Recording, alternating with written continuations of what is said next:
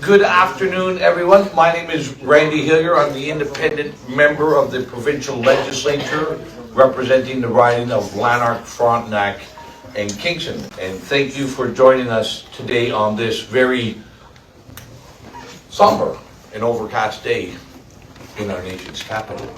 I'm just going to, this press conference, we're going to have a number of people which I'll introduce. I would ask everybody that to hold your questions until all the presentations are complete. Each of the four individuals who will be speaking today will have some brief comments, maybe about 5 minutes in length, and then followed by a robust and healthy and important exchange of questions and answers. Joining with me today is Bruce Pardy.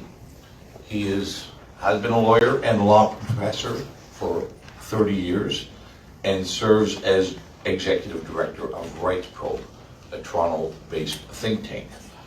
We also have David Amber, is a criminal lawyer and member of the bar of Quebec and Ontario with over 12 years of experience, and has, well, I would say, been prolific in defending freedom and people who have faced charges under the Reopening Act in the last 2 years.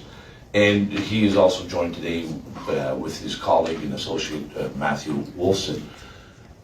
We also have Cecil Lyon. He has practiced law here in the city of Ottawa for over 35 years. He is known for the practice of dispute resolution. And last but not least, we have Sandy, a trucker from Alberta, who has been here since day one, who has traveled many thousands of miles to come to the nation's capital, along with his family and his children. And he, in my view, personifies the freedom movement, the Truckers' Convoy, and so many others like Sandy who are here. So just a brief comment before we get underway. The Emergency Act that is being invoked, in my view, demonstrates the gravity and just how dark the situation has become for our country. Never before in Canada's history have we authorized the use of force and violence to resolve a public policy dispute.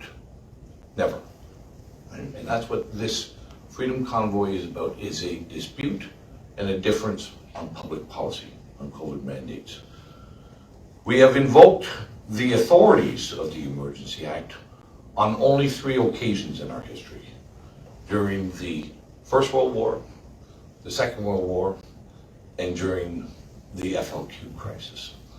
In each of those cases, it was not just a threat, it was indeed committed acts of violence and an external or internal threat to our country.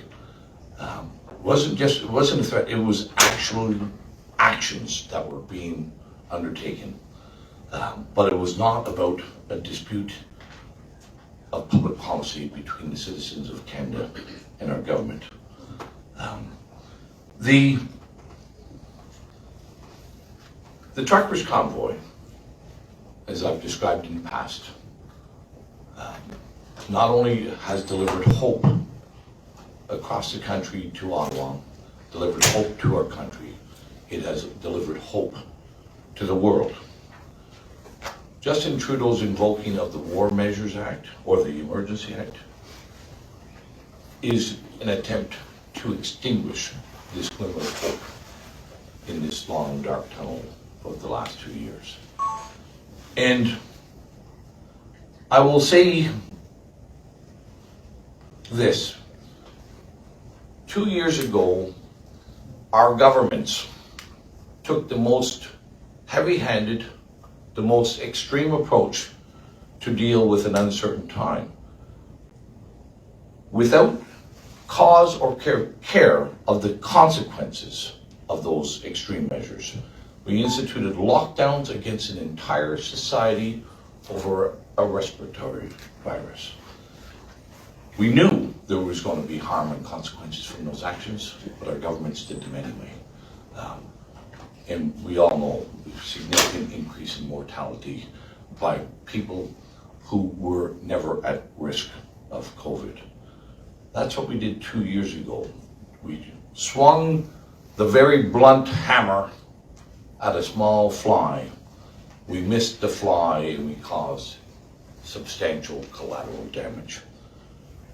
Justin Trudeau is attempting to swing a very blunt sledgehammer again at a fly of protest on Wellington Street. He will miss that fly once again.